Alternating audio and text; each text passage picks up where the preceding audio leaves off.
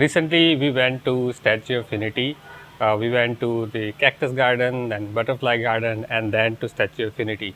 If you want to watch the full vlog, you can go to the description. The link is in the description. We also shot the full laser show. If you've already seen it, watch it again in this video. If you haven't seen it and you do not plan to visit any in the near future, then just enjoy this video, the full laser show coming right up.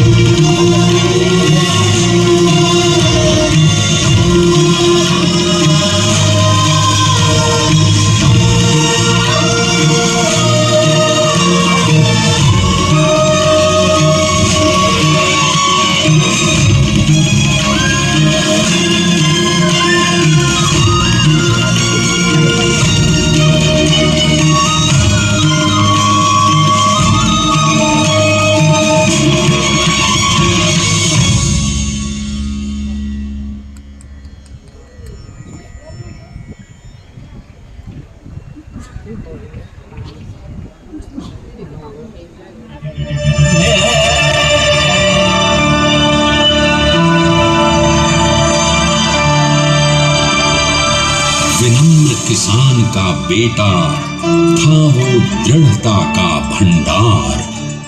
Vallabh भाई पटेल नाम कहलाता था सरदार। कृषक कार्मिक जनगण से था उसको प्यार अपार।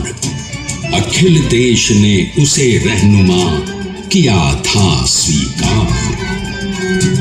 गांधी बापू का शिष्य, सत्य अहिंसा का अवतार, किंतु एक भारत करने को धर लेता हथियार। लौह पुरुष संबोधन था वो लोहे की दीवार। तेज पुंज तुम, शक्ति पीठ तुम, बल का सागर अपरंपार। ऋणी देश का नम्र नमन तुम स्वीकारो सरदार।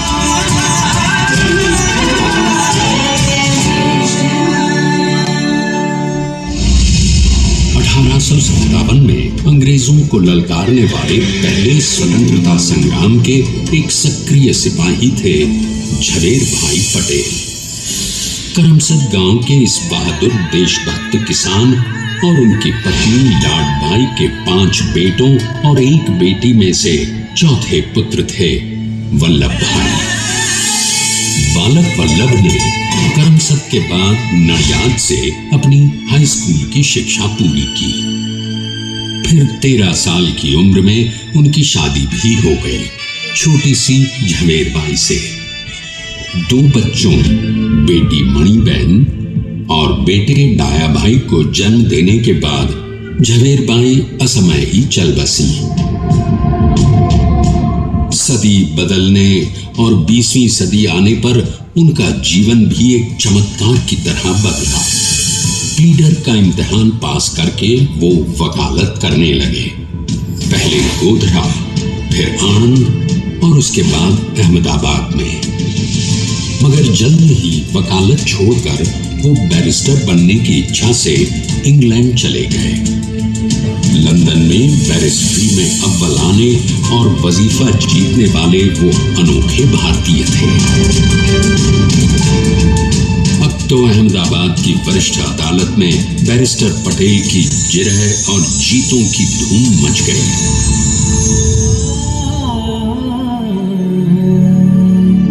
तभी एक युग पुरुष ने वल्लभ भाई के जीवन की धारा ही बदल दी। दक्षिण अफ्रीका में सत्याग्रह के अहिंसक अस्त्र से गोरे शासकों को सबक सिखाकर भारत वापस आए बैरिस्टर मोहनदास करमचंद गांधी से मिलकर वल्लभ भाई ने अपने कुछ बरसों से सीखे विदेशी व्यवहार और संस्कार हमेशा के लिए त्याग दिए और अब वो अपने खेड़ा के किसानों को हक दिलाने के लिए बापू के साथ आंदोलन में कूद पड़े। अब उनके पैरों में जूते नहीं, गांव की धूल थी। हृदय में भारत भूमि की शस्य श्यामला धरती। मन में थे गांधी और मस्तिष्क में एक नए स्वतंत्र भारत का सपना।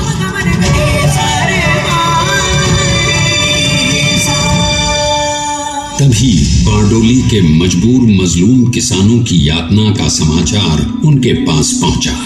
तुरंत वल्लभ भाई वहां पहुंचे और यूं शुरू हुआ भारत का सबसे बड़ा और सफल किसान आंदोलन बारडोली। वल्लभ भाई ने बारडोली के 87,000 किसानों को ऐसा अटल अडिग अचल मनोबल दिया कि अंग्रेजी सरकार हिल गई और 1 बरस के बाद उनका लगान माफ कर दिया गया। अब तो पूरे देश में लोग वल्लभ भाई के नाम की कस्में खाने लगे। स्वयं महात्मा गांधी ने कहा, अब वल्लभ भाई मेरे शिष्य या साथी नहीं, सारे देश के सरदार हैं और देश को मिल गया एक अनोखा असरदार सरदार।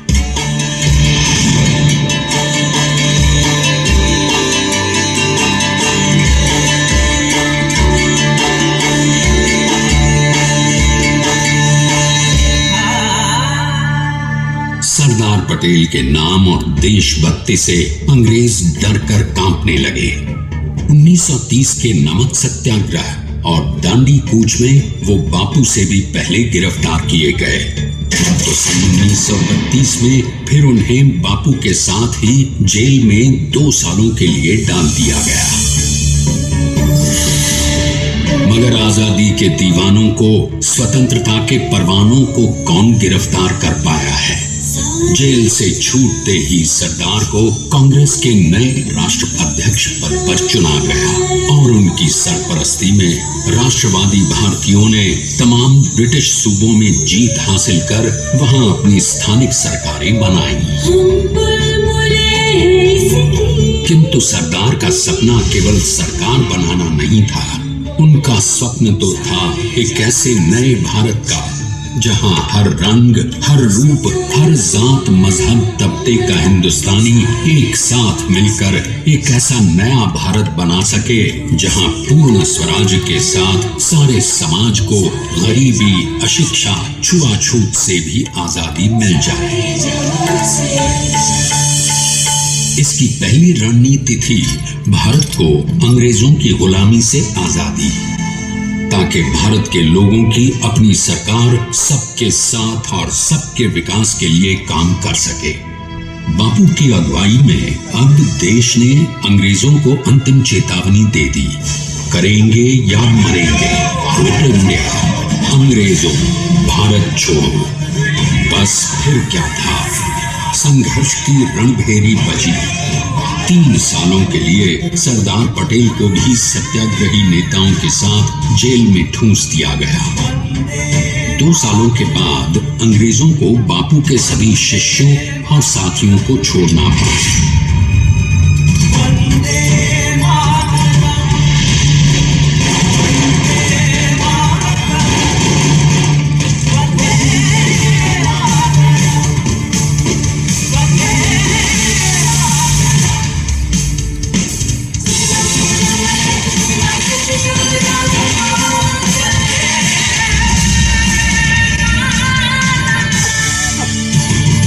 स्वतंत्रता के स्वप्न के सच होने के साथ अब सरदार पर कई एक नई जिम्मेदारियां थीं।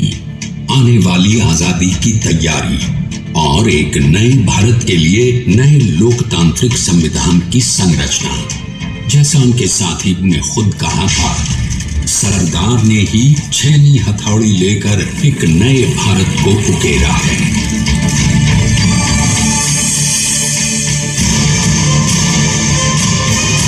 स्वाधीनता तो प्राप्त हुई, लेकिन खंडित भारत में भी उठते विभाजनवादी अंधकार को अभी दूर करना था।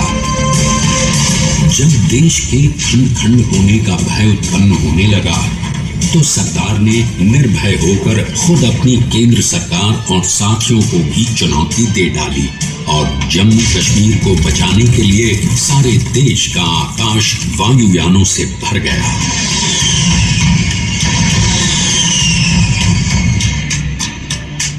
और फिर हैदराबाद और जूनागढ़ के भारत में विलयीकरण को पाकिस्तान से चुनौती मिली।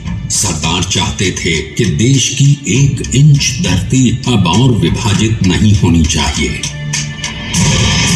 नए भारत को एक करने के लिए समझा बुझाकर मनाकर 565 रियासतों को सरदार ने अपनी सूझबूझ सदाशयता संबल से एक नए स्वतंत्र भारत का अभिन्न अंग बना दिया।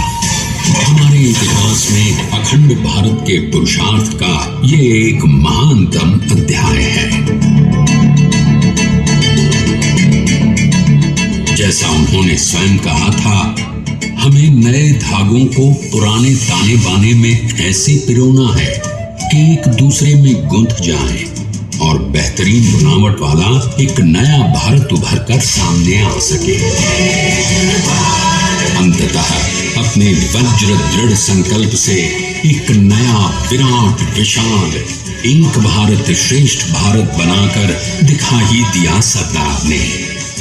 संसार के सबसे बड़े प्रजातंत्र के शिल्पी को प्रणाम करने के लिए देश ने बनाया है ये समर्थ स्मारक। स्वाधीन भारत को समर्थ भारत में बदलने वाले सरदार पटेल को समर्पित प्रेरणा तीर्थ भी है। प्रधानमंत्री श्री नरेंद्र मोदी के नेतृत्व में बनी विश्व की इस विशालतम प्रतिमा के सामने आकर सारी दुनिया जैसे स्वयं ही नतमस्तक हो जाती है।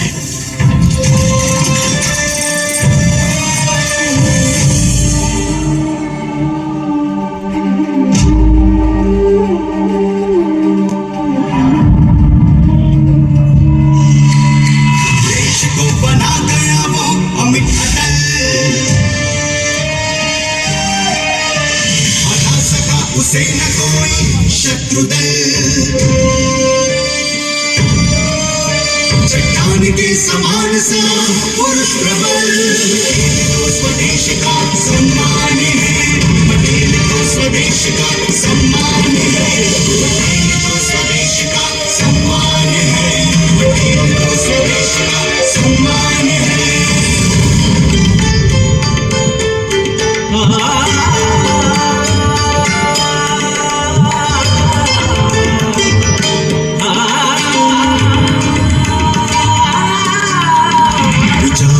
आकाश को छुए हुए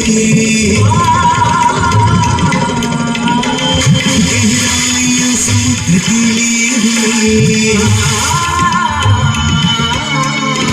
कदम अडिग जमीन पर जमे हुए।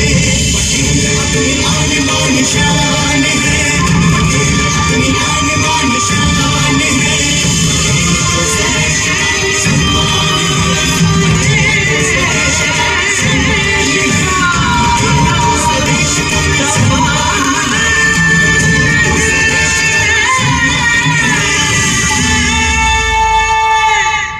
आइए अब देखते हैं कि अपने लौह पुरुष को श्रद्धांजलि देती 182 मीटर ऊंची विश्व की सबसे विशालकाय प्रतिमा का निर्माण कैसे हुआ।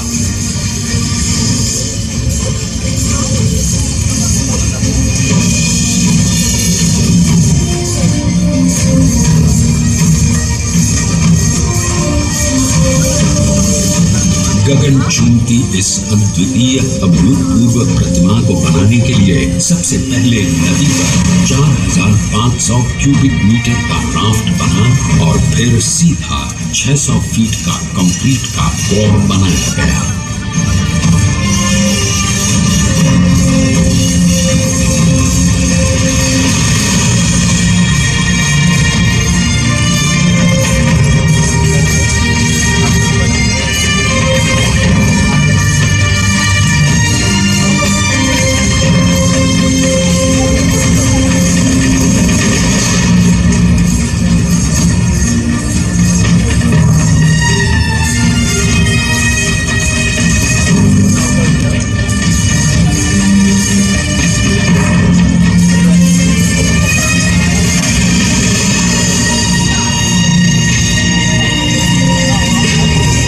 कंक्रीट कोर के साथ लगाया गया स्टील का फ्रेमवर्क।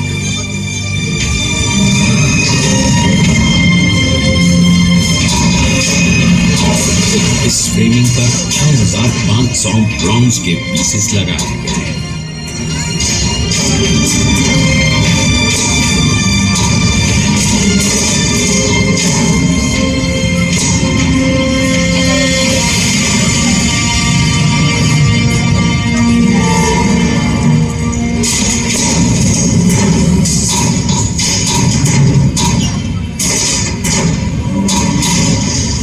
सोचिए कि 182 मीटर ऊंचे इस भव्याति भव्य स्मारक के निर्माण में कितना सामान और मेहनत लगी होगी। 70,000 metric ton cement, 18,500 metric ton reinforcement steel, 6,000 metric ton structural steel और 1,700 मीट्रिक टन ब्रॉन्ज।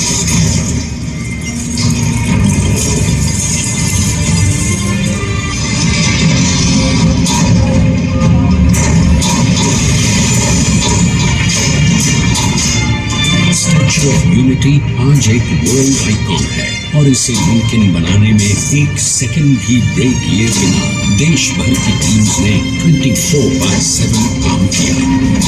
250 से ज्यादा इंजीनियर्स, 4,500 से ज्यादा स्किल्ड फोर्स और कई लाख मानव दिन। हम गर्व से कह सकते हैं कि कुल मिलाकर स्टैच्यू ऑफ यूनिटी के निर्माण में 95% माल सामान, मजदूर, इंजीनियर्स और एक्सपर्ट्स थे भारतीय। जानते हैं कि 182 मीटर ऊंची इस भव्य प्रतिमा को बनाने में कितना समय लगा? डिजाइन के लिए 12 महीने और निर्माण के लिए 34 महीने, यानी कुल मिलाकर केवल 46 महीने।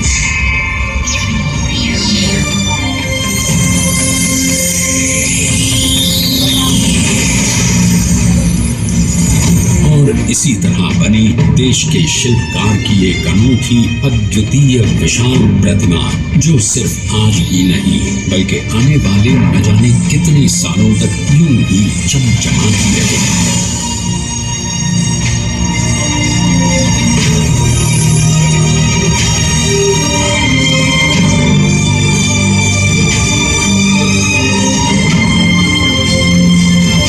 महीनों तक लगातार बिना रुके एकजुट होकर न जाने कितनों ने परिश्रम किया और उनका साथ दिया भारत की 125 करोड़ जनता ने। और तभी मुमकिन हो पाया एक ऐतिहासिक निर्माण जो आज कहलाता है भारत की नई पहचान। स्टैच्यू ऑफ यूनिटी, विश्व की सबसे ऊंची प्रतिमा।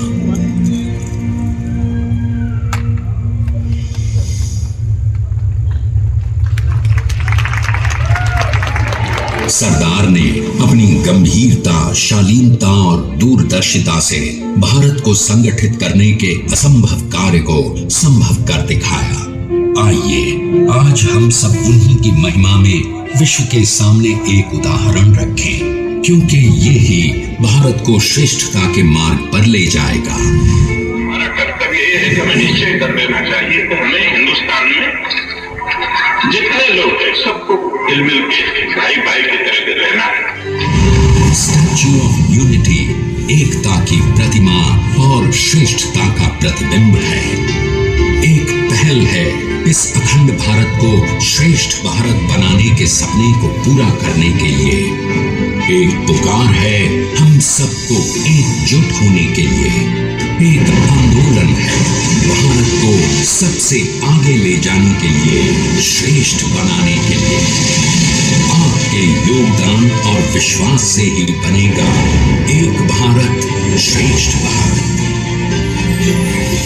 एकता का स्मारक है, एकता का संदेश है कि भाषा अनेक, भाव एक, राज्य अनेक, राष्ट्र एक, पंथ अनेक, लक्ष्य एक, बोली अनेक, स्वर एक, रंग अनेक, तिरंगा एक, समाज अनेक, भारत एक, रिवाज अनेक, संस्कार एक, योजना अनेक, मकसद एक, कार्य अनेक, संकल्प एक, राह अनेक, मंजिल एक, पहनावा अनेक, प्रतिभा एक, चेहरे अनेक, मुस्कान एक। ये एकता का संदेश लेकर के हम चले। और भाइयों बहनों, ये भारत की विशेषता है, विविधता में एकता। यही भारत की विशेषता